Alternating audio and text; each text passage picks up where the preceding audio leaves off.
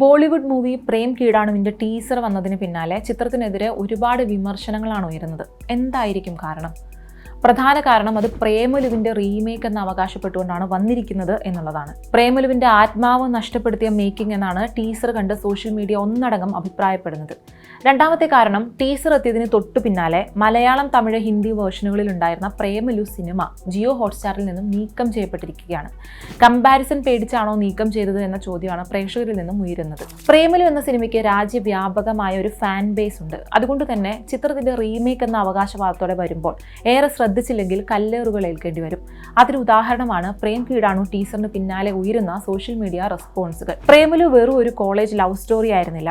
സിനിമയുടെ ആദ്യ ഭാഗത്ത് കോളേജ് ലൈഫ് ഉണ്ടെങ്കിലും അത് സച്ചിൻ്റെ ലൈഫിലേക്കുള്ള ഒരു ഇൻട്രൊഡക്ഷൻ മാത്രമായിരുന്നു. യഥാർത്ഥ കഥ തുടങ്ങുന്നത് കോളേജ് പഠനം കഴിഞ്ഞ് ജീവിതത്തിൽ ഇനി എന്ത് ചെയ്യണമെന്നറിയാതെ നിൽക്കുന്ന ഒരു ചെറുപ്പക്കാരൻ്റെ അവസ്ഥയിൽ നിന്നാണ്. നാട്ടിൽ വലിയൊരു ഫ്യൂച്ചർ കാണുന്നില്ല. UK പോകാനുള്ള വിസ കാത്തിരിക്കുന്നു. ഇടയിൽ ഹൈദരാബാദിൽ ഗെയ്റ്റ് കോച്ചിങ്ങിനായി എത്തിപ്പെടുന്ന മലയാളി പയ്യൻ. അവൻ്റെ ജീവിതത്തിലെ കൺഫ്യൂഷൻസ്, ഡിസ്പ്ലേസ്മെൻറ്റ്, ഇൻസെക്യൂരിറ്റി ഇതൊക്കെയായിരുന്നു പ്രേമലുവിൻ്റെ യഥാർത്ഥ കഥ. അവിടെ വെച്ചാണ് IT കമ്പനിയിൽ ജോലി ചെയ്യുന്ന നായികയെ അവൻ കാണുന്നത്. അതായത് പ്രേമലു ഒരു സാധാരണ കോളേജ് റൊമാൻസ് ആയിരുന്നില്ല, പോസ്റ്റ് കോളേജ് ഡ്രിഫ്റ്റ് ആയിരുന്നു ആ സിനിമയുടെ പ്രധാന ബാക്ക് ബോൺ.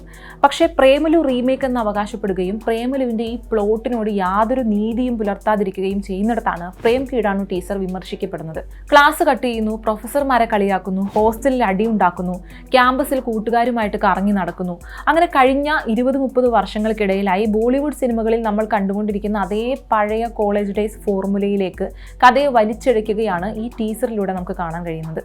വീർ പഹാരിയയെ നസ്ലന് പകരം കൊണ്ടുവരുമ്പോൾ ലുക്ക് വൈസ് ഒരു സിമിലാരിറ്റി ഉണ്ടാക്കാൻ ശ്രമിച്ചിട്ടുണ്ടെങ്കിലും നസ്ലനെ അനുകരിച്ചിട്ടുള്ള ഹെയർ സ്റ്റൈൽ പോലും വളരെ ആർട്ടിഫിഷ്യലായി തോന്നുന്നു. പെർഫോമൻസിൽ ഒരു പോയിന്റിലും സച്ചിനാവാൻ വീർ പഹാരിയയ്ക്ക് കഴിയുന്നില്ല. എല്ലാ ഫ്രെയിമിലും കൃത്യമായി സെറ്റ് ചെയ്ത മുടി, പാർട്ടി സീൻസ് ആയാലും ഹോസ്റ്റൽ റൂം സീൻ ആയാലും അതേ പോളിഷ്ഡ് അപ്പിയറൻസ്. ഒരു കോളേജ് സ്റ്റുഡൻറ്റിൻ്റെ നാച്ചുറൽ ലുക്കോ, ജീവിതത്തിൽ ഒന്നും ആയിട്ടില്ലാത്ത, കയ്യിലധികം പണമില്ലാത്ത, എന്ത് ചെയ്യണമെന്നറിയാത്ത അലഞ്ഞു തിരിഞ്ഞ് നടക്കുന്ന ഒരു ചെറുപ്പക്കാരൻ്റെ ബോഡി ലാംഗ്വേജോ അല്ല വീർ പഹാരിയയ്ക്ക് സിനിമയിലുള്ളത്. അതുകൊണ്ട് തന്നെ ഈ സിനിമ പ്രേമലുവിൻ്റെ റീമേക്ക് ആണെന്ന് വിശ്വസിക്കാൻ പോലും ബുദ്ധിമുട്ടാണ്. അക്ഷയ് കുമാറിനൊപ്പം ഒരു മിലിറ്ററി ആക്ഷൻ സിനിമയായ സ്കൈ ഫോഴ്സിൽ എയർഫോഴ്സ് പൈലറ്റ് ആയിട്ടായിരുന്നു വീർ പഹാരിയയുടെ ഡെബ്യൂ. അന്ന് മുതൽക്ക് പെർഫോമൻസിൽ ക്രിറ്റിസിസം നേരിടുന്ന താരമാണ് ഇദ്ദേഹം. അതുകൊണ്ട് കൂടിയാണ് ഈ കാസ്റ്റിംഗ് ഇത്രയും വലിയ ഡിസ്കഷനിലേക്ക് പോകാൻ കാരണവും. പ്രേം കീടാണുവിൽ മിസ്സിംഗ് ആയി തോന്നിയ മറ്റൊരു പ്രധാന ഘടകമാണ് ഹൈദരാബാദ് ഫാക്ടർ. ഒരു ബാക്ക്ഗ്രൗണ്ട് സെറ്റിങ്ങിന് വേണ്ടി മാത്രമായിരുന്നില്ല പ്രേമലു സിനിമയിൽ ഹൈദരാബാദിനെ ലൊക്കേഷനായി പരിഗണിച്ചിരുന്നത്. ഹൈദരാബാദ് സിനിമയിലെ ഒരു പ്രധാന ക്യാരക്ടറായിരുന്നു.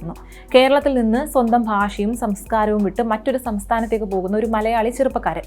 അവന് പരിചിതമല്ലാത്ത ഭാഷ, മനുഷ്യർ, സംസ്കാരം. മധുപൂരിലെ IT world, gate coaching centres, പിന്നെ ചാർമിനാർ, അവിടുത്തെ സ്ട്രീറ്റ്, ആളുകൾ, അമൽ ഡേവിസും റീനുവും ഒക്കെ ആയിട്ടുള്ള സച്ചിൻ്റെ ഈ കെമിസ്ട്രി വർക്കൗട്ട് ആയതിന് പിന്നിൽ ഈ പരിചിതമല്ലാത്ത സാഹചര്യങ്ങളെ ഇൻസെക്യൂരിറ്റി വലിയൊരു കാരണമായിരുന്നു.